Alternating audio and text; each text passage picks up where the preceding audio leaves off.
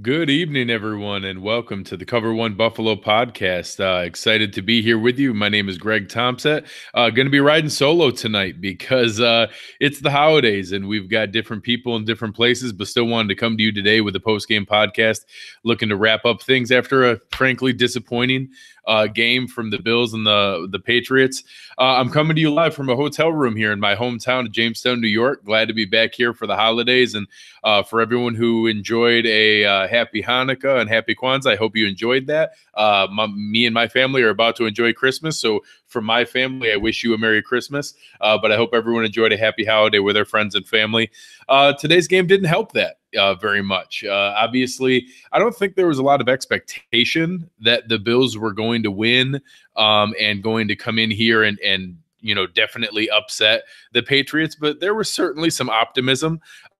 There was certainly some hope, and I think people were, getting into a point where they were convincing themselves that there was an opportunity here to be able to do that. And, it certainly was put out pretty quickly. I think there was a fair amount of opportunity to be able to make this competitive, and we'll get into some different things here, but just not many of our teammates supported them and stepped up and did the things that were needed to make this the kind of game that we could stay competitive in and kind of let things get away from us. So before I jump into some of the details, please go out and take a look at what we have going on at cover1.net. A lot of fantastic coverage going on all over the place. We've got an entire contingent of people going down for the Senior Bowl, getting ready for draft season, which is about all we have left to look forward to now. We've got a ton of guys still doing good breakdowns, good detailed content that you can take advantage of and enjoy. For anyone who hasn't seen lately, Nate Geary and obviously the OG Erica are going through and doing some really awesome film breakdowns, being able to put together a lot of awesome views of Josh Allen's development and where he's looking at, how you can find a little bit more than what's in the box score. And of course, we saw more of that again today. So take a look at all the things we have going on there. One of my favorite pieces is the Cover One Premium channel Slack. It's one of the best things that we have going here. And obviously days like today are tough. So a lot of the guys in there had a tough time today, and that's okay. It's hard to keep people focused on silver linings and things to take away from a game that just wasn't very competitive and wasn't very fun to watch. So I don't blame people for getting down on things, but we still are able to look for positive elements. We're still able to discuss, whose fault was that drop pass or whose fault was that miscommunication.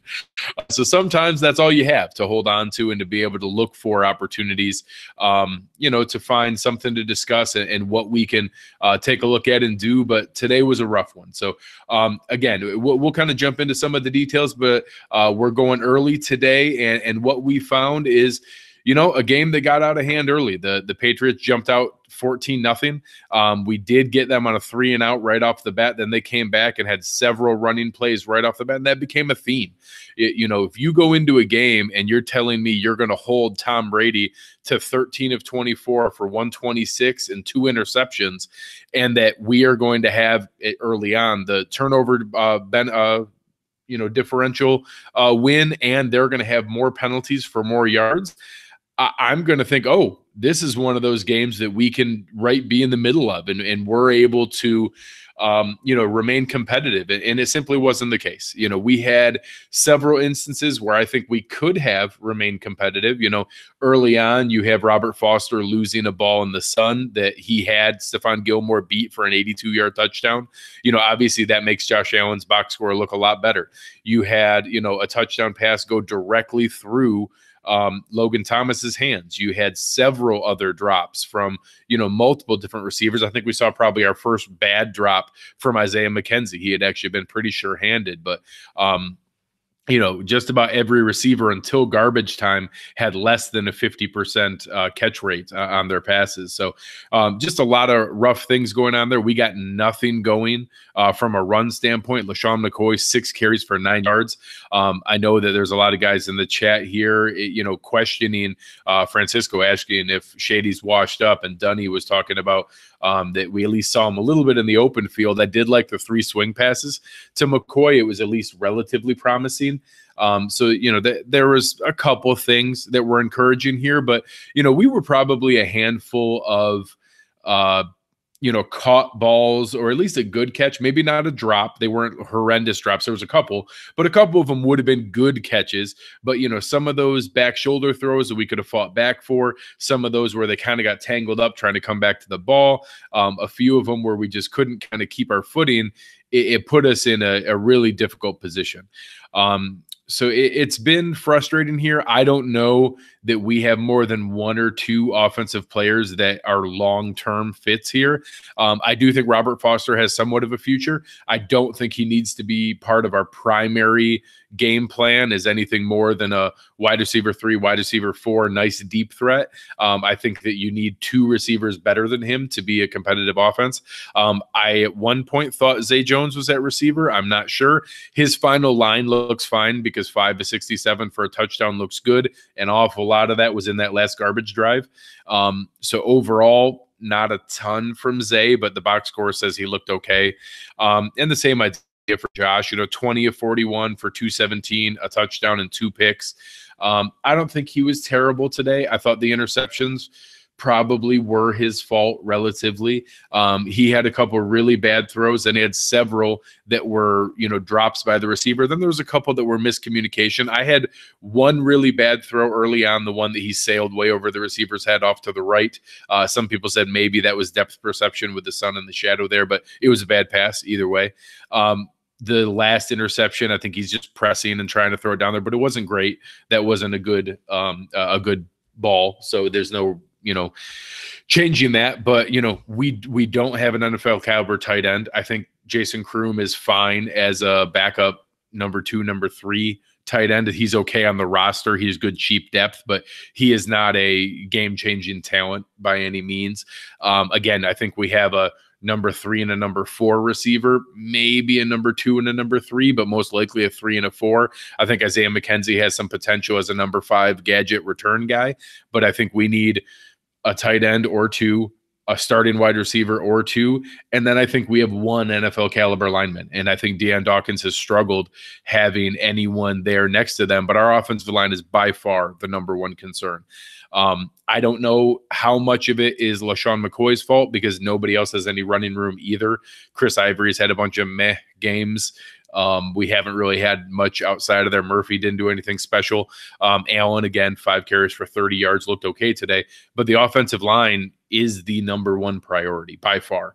So whatever we can do to be able to get starting caliber linemen there, I'd love to see us go out and sign one, big budget guy, maybe 2. But realistically, we do probably 1 big money guy and then 2 or 3 value guys. Then I think we also sink a premium draft pick, including hopefully our number 1 draft pick into an offensive lineman, and then probably a 3rd or 4th or 5th round pick as well. And then we probably do something similar next year. Being able to look at securing that offensive line and being able to pull things together for, whatever we can do to make this there. I don't think it's going to be a 1-year fix, but over the next 2 years, I think we can remake 4/5 of the offensive line plus depth and have a good young offensive line put together. Indianapolis did it in 2 off seasons. We've had several teams. Dallas built theirs in 2 seasons. I think you can do that if you invest premium picks and good money and good players. And we have the opportunity to do that this offseason. I don't know for sure that we're going to, but I feel like on offense we have Foster and Zay will be on the roster next year. I think Isaiah McKenzie has an opportunity to be on the roster next year. I think Kroom has an opportunity to be on the roster next year. I think Chris Ivory basically being a healthy scratch tells you what you need to today that he's not going to be. I think Charles Clay basically being a healthy scratch tells you what you need to. Vlad Dukas, all 3 of those guys are under contract next year. Chris Ivory, Charles Clay, and Vlad Dukas are under contract next year. I think all 3 of them are cut as veterans that are going to be lost, and we don't lose a ton from a dead cap standpoint, but there's a little bit. I think between the 3 of them, it's about $6 million total that we'll lose in dead cap, but we still free up much more than that. I think we free up $11 million in cap space to be able to go do that. So on offense, I think that we see almost a full change. I think we see 2 or 3 new starting offensive linemen, maybe as many as 3 or 4. I think we see another complementary back or 2 along with Shady. I do think McCoy is back on the roster next year, but I think it's less of a sure thing than it was 6 weeks ago. I think we see 2 new tight ends along with Kroom, and this can be an entire new offense, and I think we see more investment the year after that. But basically, we've got Josh Allen, Robert Foster, Zay Jones, and maybe Deion Dawkins, and that's about it. So on the offensive side, that's what we saw today. The garbage stats at the end made the box score look a little bit better, but we got held in check by the best defensive game plan mastermind in NFL history. He was daring us to beat them in one-on-one matchups, going cover 0 with 6 guys directly in the box and 5 guys one-on-one in an empty set. And we simply did not have a receiver that could beat his guy one-on-one, and they knew it. And they dared us to, and we never cashed in on it or beat them. I hope that we can change that next year, that we feel comfortable we have guys who can win those one-on-one matchups, and that we can feel confident that's going to work. So I think our offense is what it is. It's the number 1 priority this offseason, and we're going to focus a lot on using the assets and the plethora of free agency cap space and premium draft picks, and I hope a vast majority of that goes to the offensive side of the ball. Switching over to the defense, I'm honestly less disappointed and frustrated than most people with the defensive performance today, because I've known this was a potential risk and problem all season long. We run a penetrating defensive line plan with 8 guys who can rotate in and do a great job and be able to wreak havoc in the backfield. And if you run tightly, tightly planned inside traps and catch us penetrating, it opens up big gaps on the inside. When you add that to having guys like Matt Milano and a really sure tackling nickel cornerback and Taron Johnson being out, and you have inexperienced guys like still a very young rookie in Tremaine Edmonds and backups like Corey Thompson and Julian Stanford, you are going to get exposed in those situations. I still think we have a phenomenal NFL passing defense, and the number 1 passing defense in the NFL, and it's legitimately the number 1 passing defense in the NFL. And I think that's all that matters nowadays. It's a passing league, and we have a great passing defense with guys who can pass rush and guys who can cover.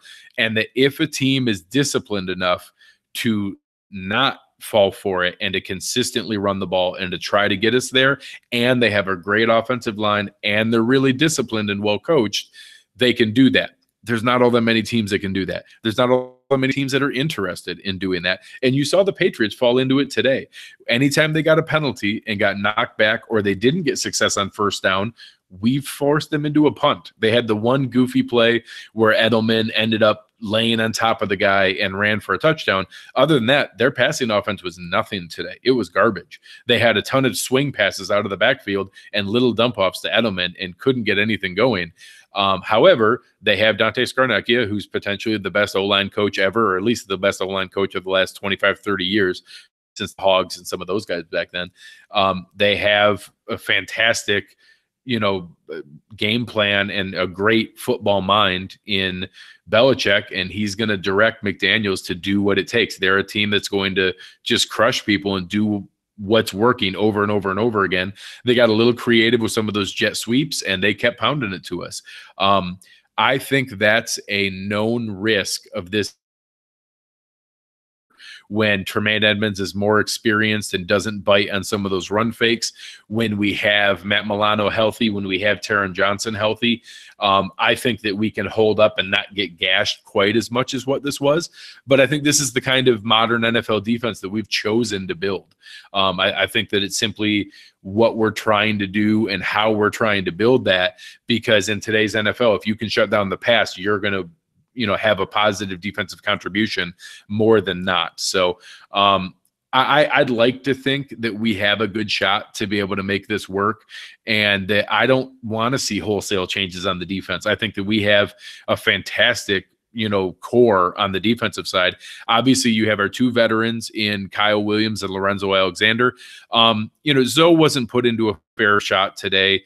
He's not meant to be a sideline to sideline 95% snaps coverage linebacker anymore. He is an awesome person. He's, rightfully up for the NFL Man of the Year. He is a fantastic mentor and a leader and someone I want in our locker room, and a very good contributing situational pass rusher and third linebacker when you need it. He's just not in a position to be a sideline guy anymore, and it's unfair that we put him in that spot to have to do that. So I do think he got isolated a couple times today, but he also made some awesome plays. He had an interception. He got a couple tackles for a loss. He shows that he still can contribute and was all over the field doing a lot of great things.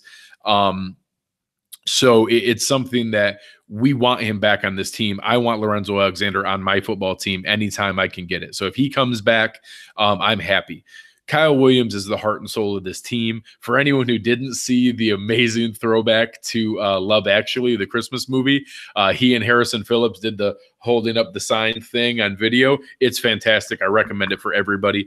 Please go out there and check it out. It's hysterical. I hope that Kyle Williams wants to come back for one more season. I think Lorenzo Alexander might have 1 to 2 seasons left. If Kyle comes back, next year's for sure his last run. Maybe they work out a deal with him where he's comfortable playing closer to the 40% snaps rather than 60% snaps, and he's playing all the high leverage situations, all of our third down plays and things like that.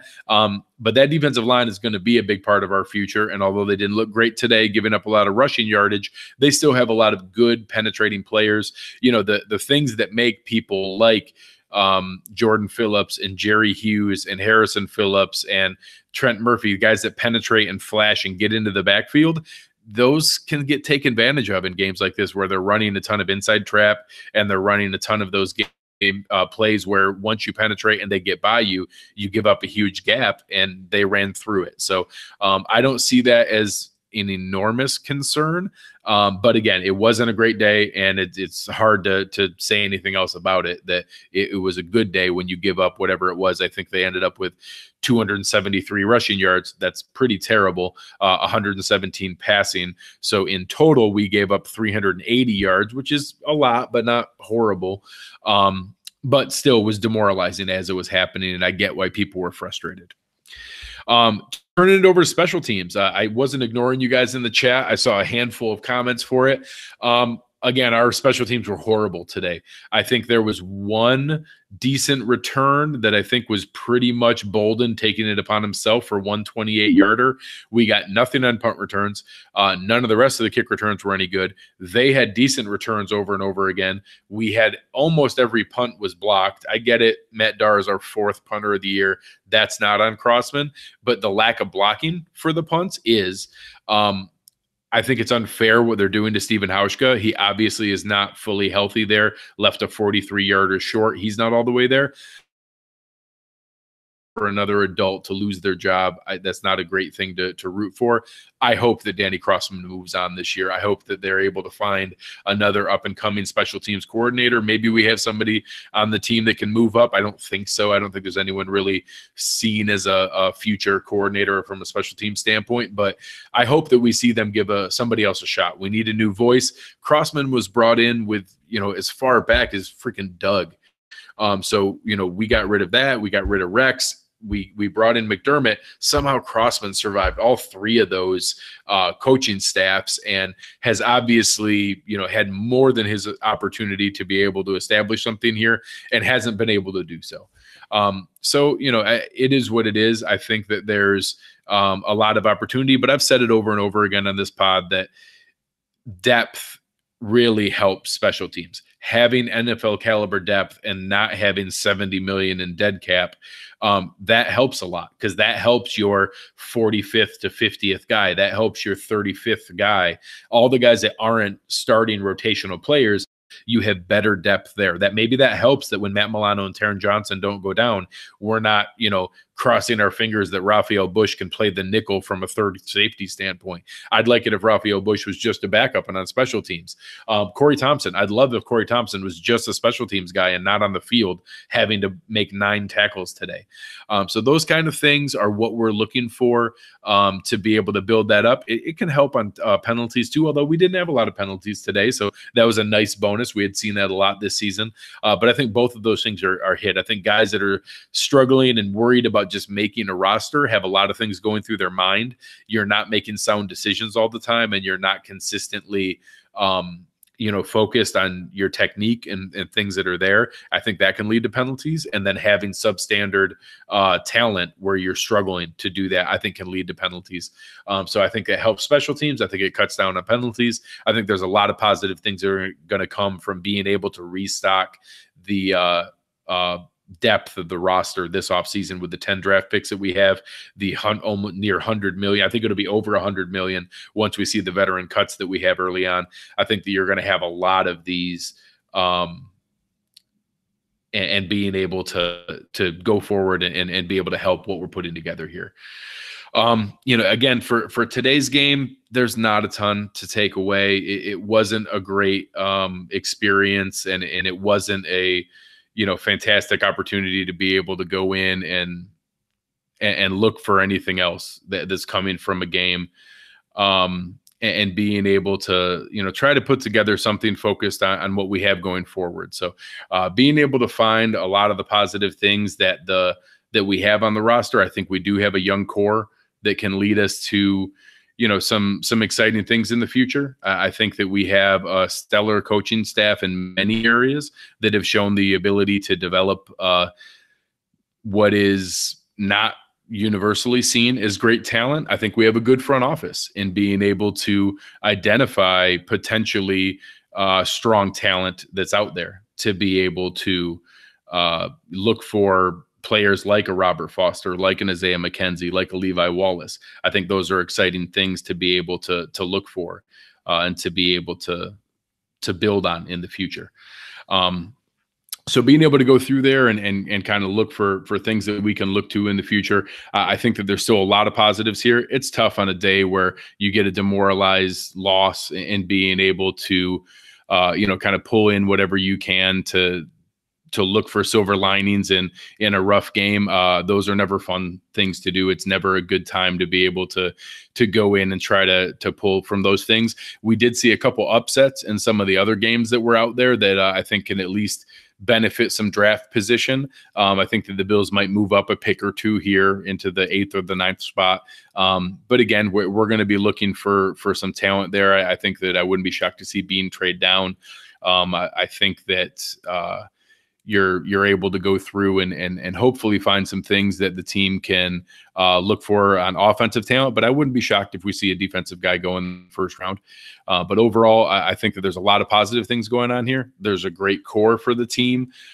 There's a lot of positive items to be able to build on going forward. But sometimes that's tough to see in a game like today, where I think a lot of people had their hopes up that we were going to be competitive against a Patriots team that looked vulnerable. But as we've learned for 20 years now, they're never as vulnerable as we think, and they're always going to be a well-coached, disciplined team that's going to come in and make good plays and be able to focus on what they need to get a win in a game they really needed. When you compound that with what we just saw in the Eagles kicking a last-minute field goal to beat the Texans, I think they've jumped right back into a tie, if not the position for the first-round bye and a first-round their top 2 seed in the AFC. So frustrating again. We'll see a positive journey for the Patriots into the playoffs, and just hope somebody else can bump them off. As we wrap up for the day, just want to be able to make sure to remind you to go out there, take a look at what we have going on at cover1.net. A lot of great things.